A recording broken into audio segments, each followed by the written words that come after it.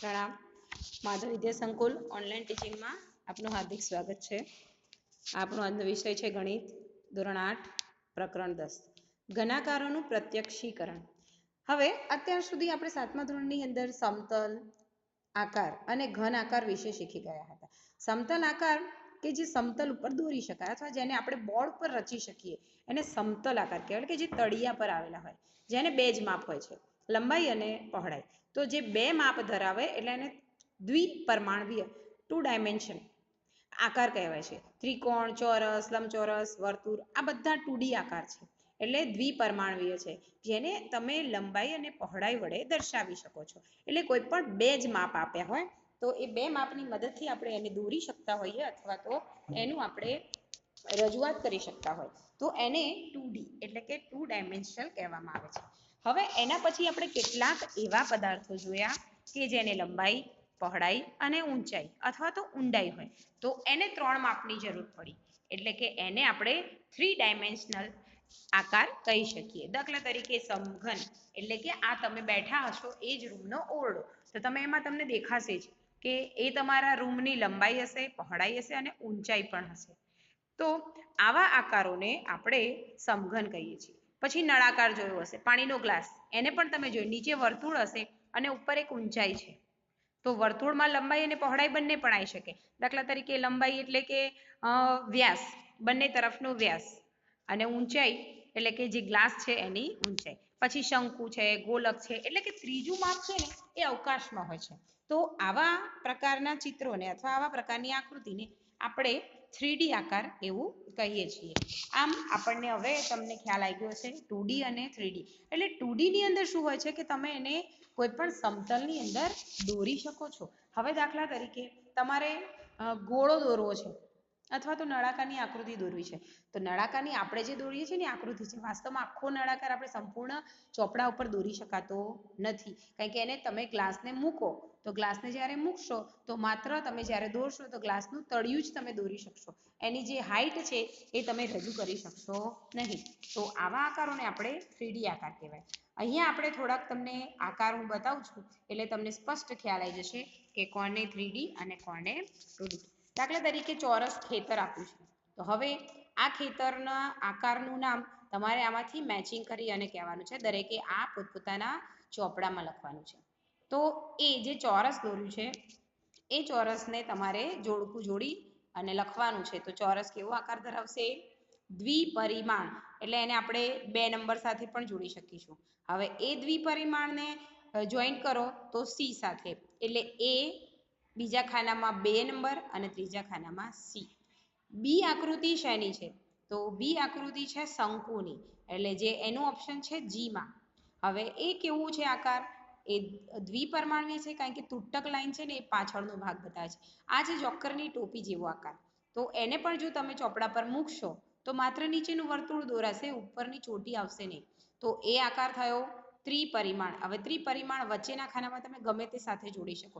આપણે બી ને જોડીશું 1 નંબર સાથે અને 1 નંબરને જોડીશું જી સાથે. સી આકાર, સી છે નળાકાર, તો નળાકાર પણ ત્રિપરિમાણ, એટલે સી ની બાજુમાં 3 નંબર સાથે જોડીશું અને આ ત્રિપરિમાણને જોડીશું આપણે બી સાથે, એટલે કે નળાકાર સાથે. હવે ડી આકૃતિ ત્રિકોણની આકૃતિ છે. હવે ત્રિકોણ દોરેલો છે સ્પષ્ટ, એટલે તમને દેખાય જ છે એની ઊંચાઈ અને એની પહોળાઈ, એટલે પહોળાઈ એટલે નીચેનો પાયો અને ઊંચાઈ એટલે વચ્ચે વેધ બનાવો તે. તો આ છે દ્વિપરિમાણ, એટલે એને ડી ની બાજુમાં 4 નંબર સાથે અને એની આકૃતિ શેની છે? તો ત્રિકોણની, એને એચ સાથે જોઈન્ટ કરીશું. ઈ આકૃતિ છે સમઘન. હવે સમઘન કયા નંબરમાં છે? તો એફ નંબરમાં, એટલે એફ તો બરાબર છે, પરંતુ હવે આ સમઘન કોના જેવું હોય છે? સ્પેશિયલ તમારો સાપસીડીનો પાસો. સાપસીડીના પાસાને ચોપડા પર દોરો, ચલો, તો તમે નહીં દોરી શકો, માત્ર નીચેનો ચોરસ જ આવશે. તો એના પરથી પણ તમે કહી શકશો કે આ આકૃતિ છે ત્રિપરિમાણ અને ત્રિપરિમાણને જોડીશું એફ સાથે. પછી છે વર્તુળ. વર્તુળ એ પણ દ્વિપરિમાણ છે, કારણ કે વર્તુળ જ દોર્યું છે, ગોળો નથી, માત્ર સર્કલ દોરેલું છે. એટલે પહોળાઈ એની જોવા જઈએ તો એનો વ્યાસ આડો અને એની ઊંચાઈ જોવા જઈશું તો એનો ઊભો વ્યાસ. તો એ છે દ્વિપરિમાણ, એટલે આપણે એને જોડીશું દ્વિપરિમાણ સાથે અને આકૃતિ છે વર્તુળની જે ડીમાં બતાવી છે. એના પછી છે લંબઘન, તો લંબઘન પણ ત્રિપરિમાણ છે અને આ ત્રિપરિમાણને જોડીશું આપણે ઈ સાથે. હવે છે ગોળો એટલે કે તમારો દડો, નાના બાળકોને રમવાનો દડો, એને ચલો તમે ચોપડા પર મૂકો અને દોરો, તો દોરાય છે? તો નથી દોરી શકાતો, માટે એ છે ત્રિપરિમાણ અને ત્રિપરિમાણને આપણે જોડીશું ગોલક એ સાથે. હવે અહીંયા એવા કેટલાક ત્રિપરિમાણ આકારના દ્રશ્યો આપ્યા છે કે જેને તમે 3 બાજુથી જોઈ શકો છો. એક ઘરની આકૃતિ આપી છે. હવે આ ઘરને તમે અવલોકન કરો. હવે આ ઘરને ઝૂંપડીને ન લેતા તમે તમારી આસપાસના કોઈ પણ આકારને આવી રીતે જુઓ અને એનો પ્રયત્ન કરો કે તમને આ આકારમાં જુદા જુદા દ્રશ્યો દેખાય છે. દાખલા તરીકે ઘરને આગળથી જોતા કેવું લાગે છે? તો તમને આગળનું દ્રશ્ય બતાવ્યું છે બીજી આકૃતિમાં. હવે એ ઘરને બાજુમાંથી જુઓ છો તો બારીવાળો ભાગ જુઓ છો તો તમને બાજુમાંથી કેવું દેખાય છે. હવે એ જ ઘરને ઉપર જઈ અને જુઓ છો તો માત્ર એની છત દેખાય છે. એટલે આપણે આ ઘરને આગળથી, બાજુમાંથી અને ઉપરથી ત્રણે અલગ અલગ દિશાએથી જોયું છે. એટલે આપણે આ કહી શકીએ કે આ પણ કેવું છે? ત્રિપરિમાણ આકારનું દ્રશ્ય છે.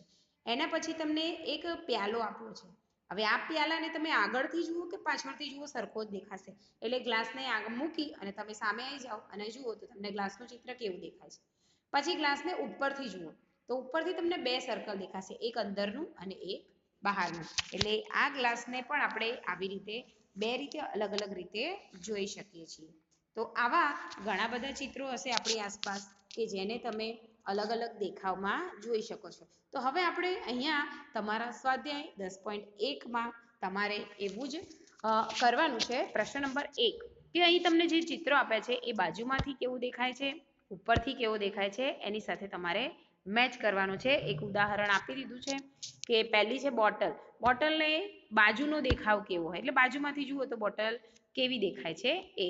હવે બાજુમાંથી બોટલને જોતા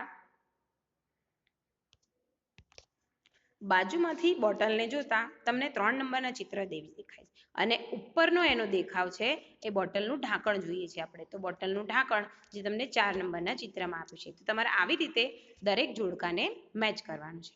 હવે બીમાં આપ્યું છે વજનીયો, એટલે કે જે બાટ છે વજન માપવા માટેનું, જેને આપણે વજનીયું કહીએ છીએ. તો એ વજનીયું તમને બાજુમાંથી કેવું દેખાશે, એટલે વજનીયું મૂકી અને એની બાજુમાં જઈ અને તમે જુઓ તો વજનીયાને બાજુમાંથી જોતા તમને કયા નંબરનું ચિત્ર દેખાશે? તો 1 નંબરનું.